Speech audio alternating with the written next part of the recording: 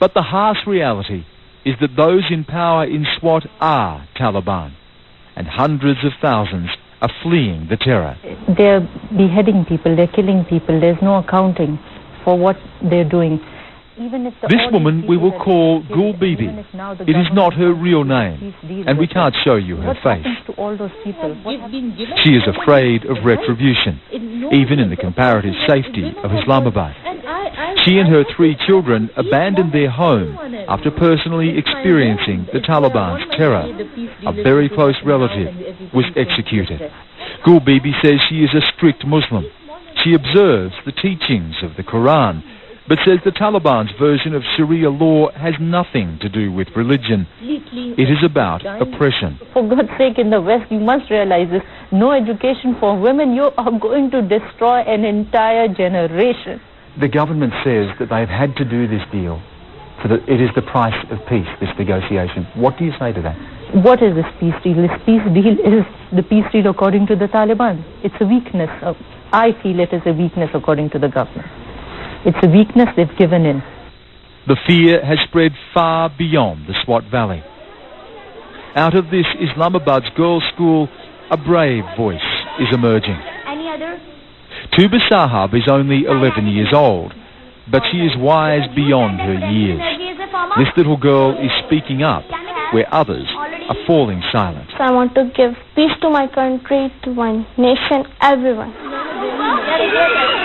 Tuba is a poet, her writings already winning awards and fame. She regularly appears in newspapers and is interviewed on radio. Yes, this is the place where I work. She shows me her modest home in an Islamabad suburb, the desk where she writes her poems and stories. Their faces. She turns her pen to the suffering of children like her in Swat. Their faces like the angels, washed with their blood. They sleep forever as with anger.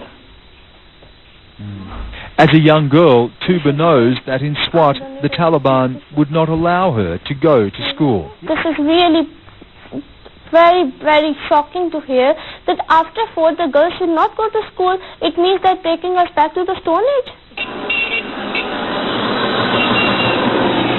The Pakistan government now concedes force alone will not defeat the Taliban. They need to win the people worn down by conflict, looking for certainty, even if it is the brutal certainty of Maulana Fazlullah. Nobody took the situation. But skeptics like Gul Bibi see only danger. I have 3 kids, for God's sake. The whole point is, if it's not contained in Swat, it's going to spill all over. It's going to spill all over in Pakistan, and the West also doesn't realize the seriousness of this situation, because probably your next 9/11 is going to be from Swat.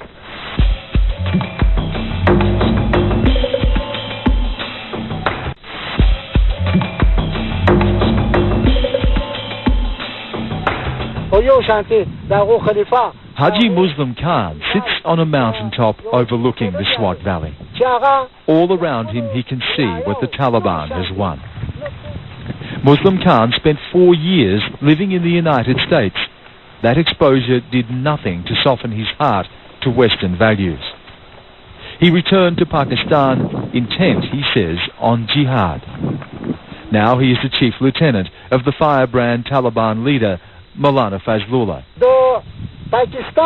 The Pakistan army, beyond its mandate, has fought against Islam.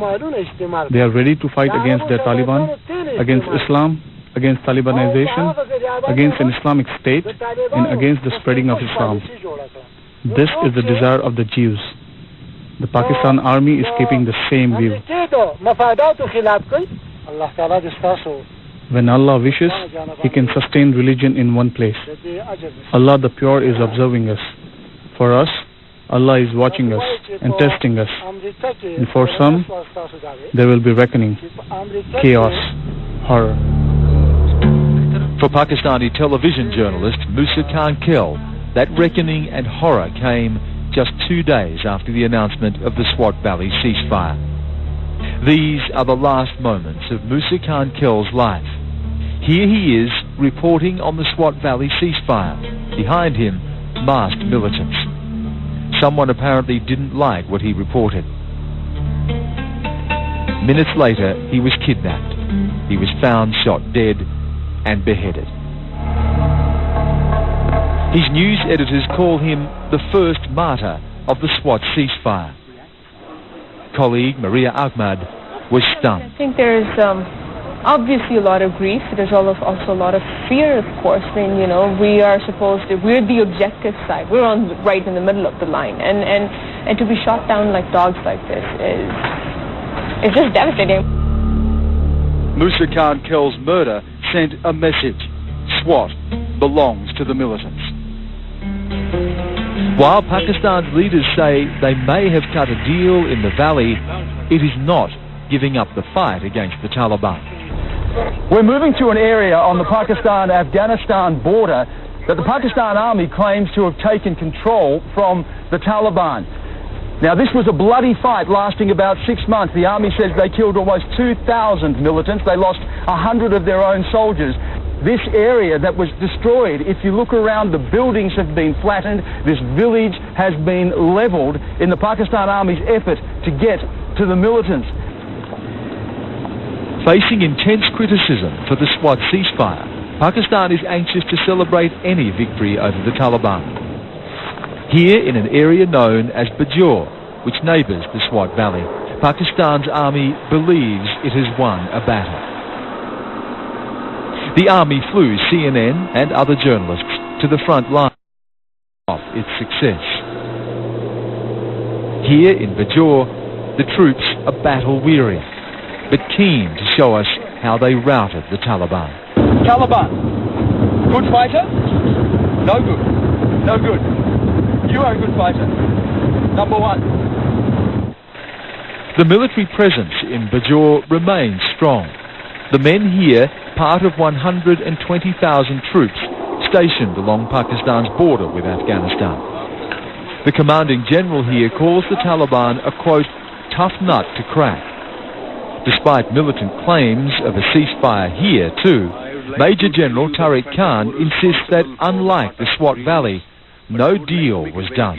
We have not done this at the goodwill of any militant. We have done no negotiations. We have not spoken to any militant. We have refused to negotiate with any militant. But this was a carefully managed media event. Even down to a ceremonial surrender by local tribespeople, previously loyal to the militants. Looking on, one group of locals still armed. Now, the challenge for the army is to hold this area and rebuild it so that so many of the people who were forced to flee can come back and rebuild their lives. Now,